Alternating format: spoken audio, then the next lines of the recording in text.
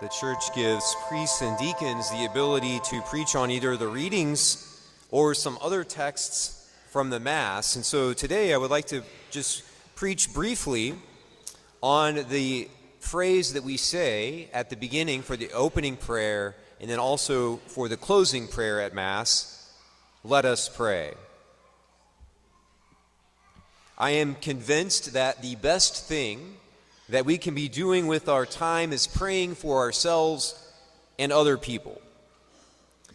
Several years ago, I started the practice of praying for a particular person or a particular family in my parish, and then writing them a handwritten note, letting them know the date that I prayed for them and the type of prayer that it was. It could be a rosary, it could be a holy hour in church, it could be during a 10-minute walk outside. Also, in addition to that, we are supposed to, each one of us, have a person, either living or deceased, who we bring with us in prayer to each Mass. The intention that is announced before the Mass is actually for the priest, but you all are supposed to either bring a person, living or deceased, as your own intention for this Mass.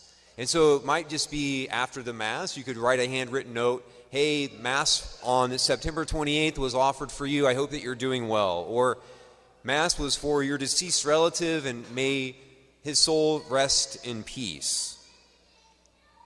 I've started making my way now through the 2,000 registered households in Dearborn County. So it will probably take me about 3 years to get through all of them, but I am joyfully making my way through. And so again, I just encourage you and everyone here today to, as often as you can, to write handwritten notes, just letting other people know that you're praying for them, right? And again, I think particularly this was brought home to me when I was on medical leave at St. Martin's Rectory. I recognized I just never really questioned the way that I was working, that my social media ministry and all those sorts of things, and having to step back and slow down gave me the opportunity to examine, is this the best way that I can be spending my time? And I had to realize and recognize, thankfully, that social media was not the best way that I could be spending my time.